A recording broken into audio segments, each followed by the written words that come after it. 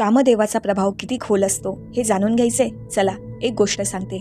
एकेकाळी उज्जैनचा सम्राट महाराज भर्तरी राज्य करत होते. राजा भर्तरी अत्यंत पराक्रमी आणि महान शासक होते. त्यांचे विशाल साम्राज्य होते. असंख्य दास दासी होते आणि कुबेरालाही लाजवेल असं वैभव त्यांच्या चरणात होते. राजाच्या 2 राण्या होत्या. तरीही त्यांना विश्वातील सर्वात सुंदर स्त्री सोबत विवाह करून सुख उपभोगायचे होते. त्या काळात 4ही दिशात सर्वात सुंदर राजकन्या पिंगला म्हणून प्रसिद्ध होती. तिच्याशी राजाने विवाह केला. पिंगलेच्या सौंदर्यावर मोहित होऊन राजा आपला बहुतेक वेळ तिच्यासोबतच घालवत असत. एके दिवशी राणी पिंगला फिरत फिरत राजाच्या अश्वशाळेत गेली. तिथे तिची नजर अश्वपतीवर पडली, जो घोड्यांची देखभाल करत होता. त्याला पाहताच ती त्याच्यावर मोहित झाली आणि दोघांमध्ये गुप्त प्रेमसंबंध सुरू झाले.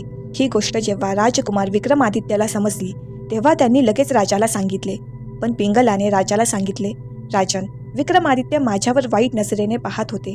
मी त्यांच्या इच्छेला नकार दिला म्हणून ते माझ्यावर खोटा आरोप करत आहेत. पिंगलेच्या प्रेमात आंधळ्या झालेल्या राजाने विक्रमादित्यालाच राज्यातून हद्दपार केलं. काही दिवसांनी एक वृद्ध ब्राह्मण राजदरबारात आला. त्याने राजाला एक फळ देत सांगितलं की हे फळ अथर्ववेदाच्या मंत्राने अभिमंत्रित आहे. जो कोणी हे खाईल तो सदैव तरुण राहील. राजा आनंदित झाला आणि त्याने त्या ब्राह्मणाला भरपूर धन देऊ केलं. त्यानंतर राजाने विचार केला, हे फळ मी पिंगलाला देतो. माझं खरं सुख तिच्यातच आहे. पिंगलाने मात्र विचार केला, हे फळ मी अश्वपतीला दिलं तर तो सदैव तरुण राहील आणि मी त्याच्यासोबत सुखाने राहू शकेल. त्यामुळे तिने ते फळ अश्वपतीला दिले. परंतु अश्वपतीचं प्रेम राजदरबारातील एका नर्तकीवर होते. त्याने ते फळ नर्तकीला दिले. नर्तकीने विचार केला, माझा खरा पालनकर्ता महाराज आहेत. जर महाराज सदैव तरुण राहिले तर ते प्रजेचे अधिक चांगले रक्षण करू शकतील. आणि तिने ते फळ पुन्हा राजाला अर्पण केले. सत्य समजताच राजा अत्यंत दुःखी होऊन म्हणाला, मी इतक्या विशाल साम्राज्याचा स्वामी असूनही माझी राणी असमाधानी आहे. तिच्या प्रिय व्यक्तीलाही तिच्यात रस नाही आणि त्याचंही मन दुसरीकडेच गुंतलेलं आहे. जिच्यावर तो प्रेम करतो तिचंही त्याच्यावर प्रेम नाही. हे सगळं किती व्यर्थ आहे.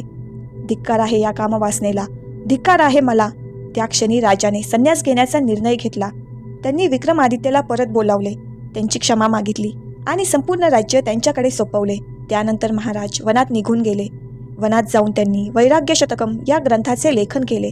आजही भारतात जो कोणी संन्यास घेण्याचा विचार करतो तो प्रथम भर्तरींच्या वैराग्य शतकमचा अभ्यास करतो. राजा ते एक महान योगी. ओळखलत का कोण होते ते? कमेंटमध्ये नक्की सांगा.